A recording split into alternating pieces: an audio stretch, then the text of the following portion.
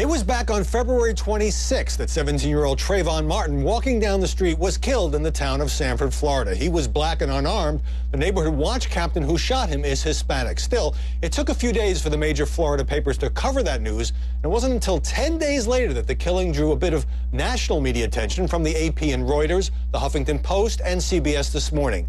Then a bit more coverage, BET, HLN, CNN, Good Morning America, and nearly 3 weeks had passed before the first article in the New York Times. But in the last week, especially after the release of the 911 call and Trayvon's mother started doing TV interviews, the story that almost no one bothered to cover has become America's newest media obsession.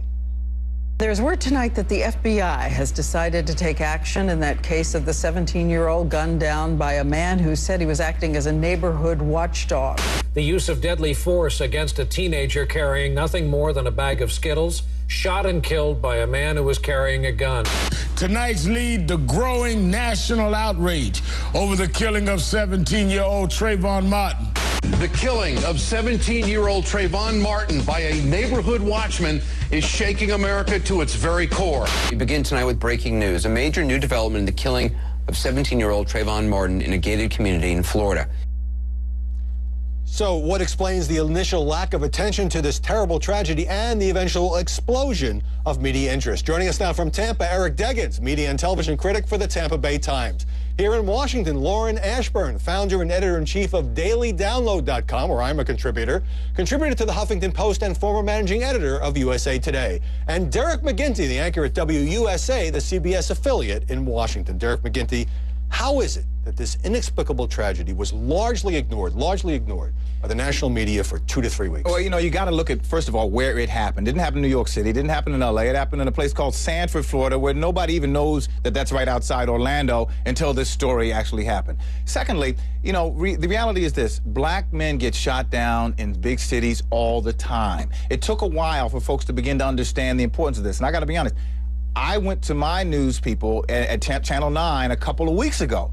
I had read about this story. I had seen this kid's face, and I said, you know, we need to be on this story. And as my news director said to me after it began to blow up, that's why we have a diverse newsroom, so people will look at a story that maybe everybody's not looking at. Howie, I think there's another casualty here, and it's old media. The Orlando Sentinel is 30 minutes by car away from Sanford, yet they have cut their Sanford bureau.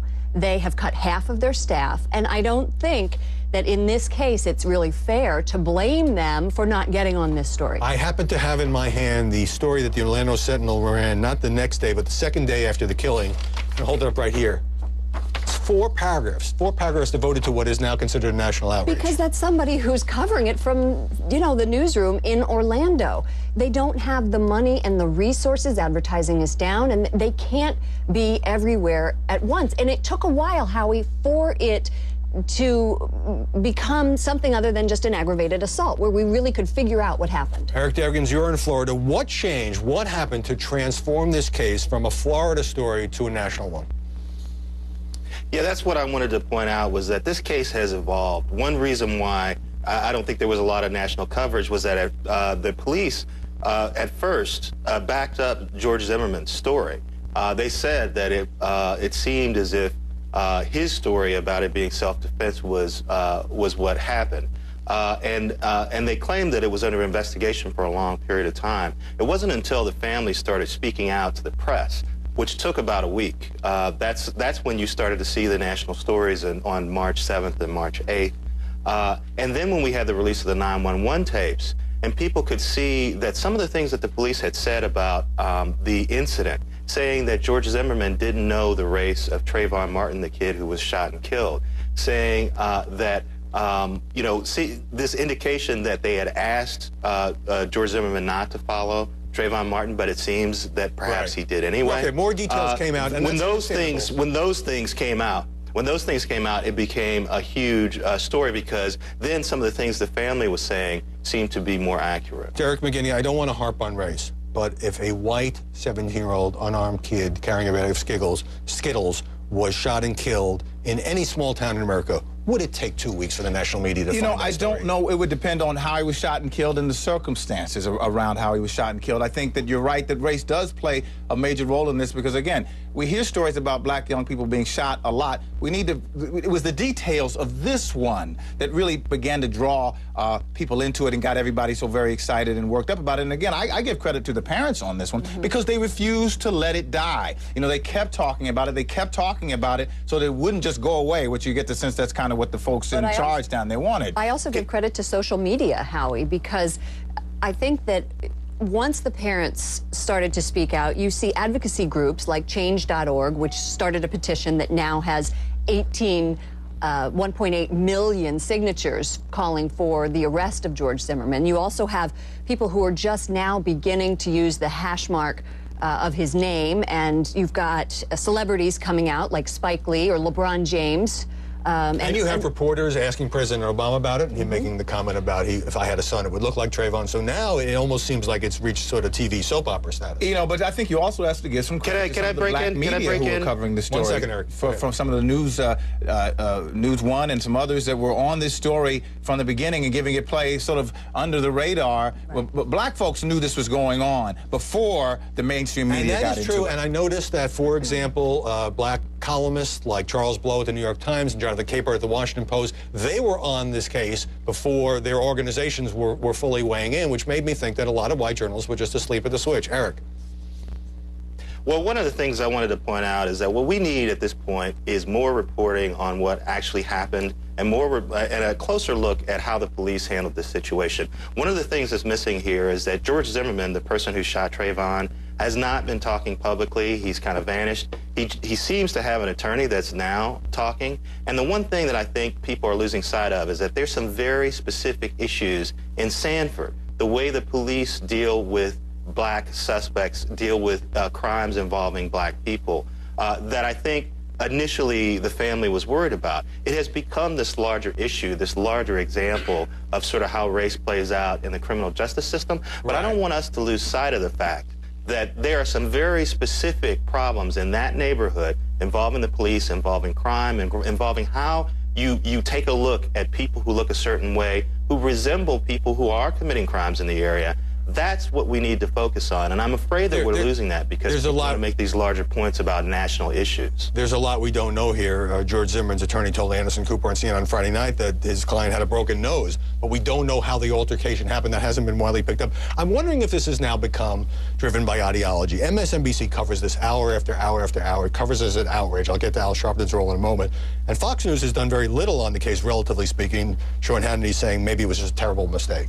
Yeah, you know, you can have this argument. I had this argument with somebody in my newsroom who said, hey, they just followed the law, so why is it a big deal? The cops said they can't arrest him. That's the law. I said, look, police have a lot of discretion in how they handle the law. I got pulled over the other day because the cop said I blew the horn, and he didn't like that, so he wanted to talk to me about it. I don't know whether race had anything to do with that, but the point is... But did you suspect that it might? I was confused about it. It was hard to know, but the point was they have a lot of discretion in how they handle it. And people just want accountability. When you kill somebody, if it's a mistake or whatever, there's got to be some accountability for that. If I hit you with my car and I say it was an accident, I thought maybe you were in the way, well, I still have accountability for that. And I think that's the big thing that's not being dealt with here. Let me turn to Al Sharpton's role. He, of course, is an MSNBC host. And, of course, he also has been for decades, and I have covered him for decades, going back to the Tawana Brawley case, a major African-American activist in this country.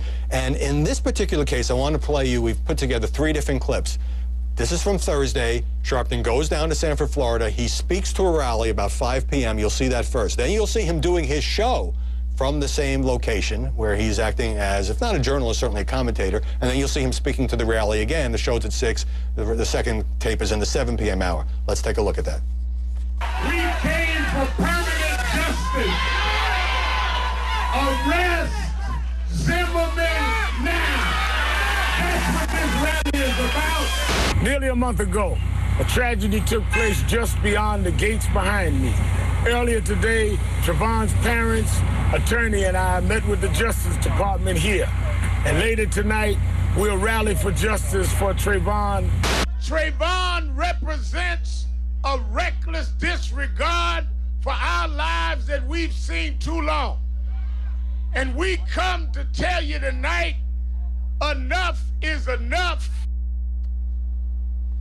All Lauren Ashburn, how on earth can Al Sharpton go there and be an activist and stand with the parents, and he asked people to contribute money, and he went to the Justice Department with the parents of Trayvon Martin, right. And then he does his show, and then he speaks at the rally again. He's covering himself. He's covering himself. Right. How can MSNBC allow that? It is a little hard to see how that is possible. However, it's not like Al Sharpton is a card-carrying journalist here. I mean, he's an opinionator, as we can call them in the business, and everybody knows it. So it's not as if there's some, hidden, mysterious thing about him. We know who Al Sharpton is. But here, it seems to me MSNBC can say, okay, this is such an important case, you can go and you can be an activist and you won't do your show on this subject. Or you can do your show on this subject, but don't be standing with the parents at a rally and accompanying them to the Justice Department. Some of you at WUSA, okay, Eric. Go ahead, break in. Well, we talked about this. We talked about this on your show some time ago, and this is exactly the conflict that I was concerned about. It's not so much that people don't know what Al Sharpton is. The problem is that MSNBC has to cover this as a news organization. And as I said, we're getting to the point now where George Zimmerman is starting to speak up, the man who shot Trayvon. He has an attorney. He has a side. Is he going to feel like he can talk to NBC News or MSNBC and be treated fairly when one of their signature on-air personalities has spent weeks talking about how he should be arrested and he should be in jail? I think that's a real conflict, and I think it's unfortunate that we've gotten so used to him, to his conflicts, that we don't say much about it when it happens. I mean, I think you're absolutely right, Eric, and I think it's a good point, because when you make your bones doing what Al Sharpton does, when you try to step over that line and become a journalist, then it's definitely a conflict. But I don't think he is a journalist, frankly. Well, he is a commentator representing a news organization. Exactly, and they have him covering the story. As you said, he's covering himself. Right, but he is. But they also knew, we all also knew going in, that Al Sharpton said he was not going to cover President Obama and say anything negative about President Obama. What else do you expect from somebody like that? It's one thing to have political leanings, another thing to be addressing a rally. All right, Eric, I got to move on. Geraldo Rivera made some news on Friday. He appeared on the program Fox and Friends, and he had this to say about what Trayvon Martin was wearing at the time of the fatal shooting. I am urging the parents of Black and Latino youngsters particularly to not let their children go out wearing hoodies. I think the hoodie is as much responsible for Trayvon Martin's death as George Zimmerman was. It's so ridiculous, it almost doesn't bear commenting on. The fact is, there's pictures all over the internet of Geraldo wearing a hoodie. Bill Belichick of the New England Patriots wears a hoodie that barely looks washed. I mean, nobody is afraid of those guys. So I don't think it's the clothes that makes somebody scary. It's who's in the clothes and the attitudes towards people in the clothes. But Geraldo says there's an instant association. Hang on, Eric. Geraldo says there's an instant association with crime scene surveillance tapes. I mean, it almost seems like he's blaming the victim. Well, it does seem that way, and there are pictures, if you looked on the internet, there are also pictures of Trayvon, and people are saying that he's, making the gang symbol, and I think that a lot of people right now are trying to, push Trayvon in a direction that maybe isn't true, and you can't ask him to defend himself. Well, this story isn't over by a long shot. We've got to go. Eric Deggans, thank you for joining us from Florida. Derek McGinty, Lauren Ashburn. When we come back, Mitt Romney's Etch-a-Sketch mess, how Twitter helped turn a flub by a Romney aide into a campaign metaphor he can't shake.